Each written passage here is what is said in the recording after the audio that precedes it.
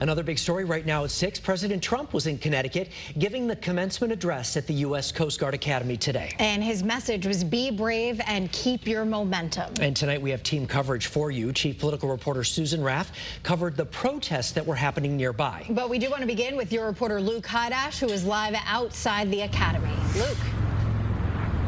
Aaron and Mark, the president spoke at the Academy today for just under an hour, and in his speech, he really praised the cadets for their bravery and their patriotism, who are starting their mission shortly in a time of war.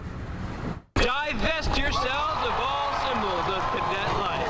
The Coast Guard has 260 new officers. You will fight, fight, fight, and you will win, win, win. The 47th president gave his second Coast Guard commencement keynote, highlighting new major Coast Guard improvements, things like aircraft, cutters, icebreakers, and infrastructure at the Academy. We have so many people wanting to get into the Coast Guard, and all levels of the military now that weren't even thinking about it. To me, it's one of the most exciting things. Leah Maria Balser. The class of 2026 has 19 cadets from Connecticut. Cameron Cosma is from Moosup. Zachary Gamble is from Waterford. Both have similar mantras. We're unique. We're the Coast Guard. Our mission set is a little bit different. We get to save lives. We don't necessarily take them. Ultimately, the life-saving mission is one that I'm really drawn to.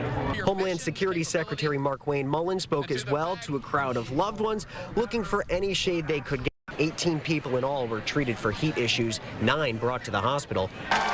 Many cheered for the president. You know when you're doing well. You know when you have that positive momentum. So take that momentum and go for it. Security was tight, keeping a watchful eye on the crowd and the president, who says he'll be keeping an eye on this class. You fly into gale force winds, smash into 50-foot waves, storm into floods of fire and shrapnel. Throughout his speech, President Trump singled out a handful of the cadets. He brought them up on stage and recognized a variety of their accomplishments. These 260 new officers have about 30 days or so until they start their new assignments. Your reporter live in New London, Luke Hydash, Channel 3 Eyewitness.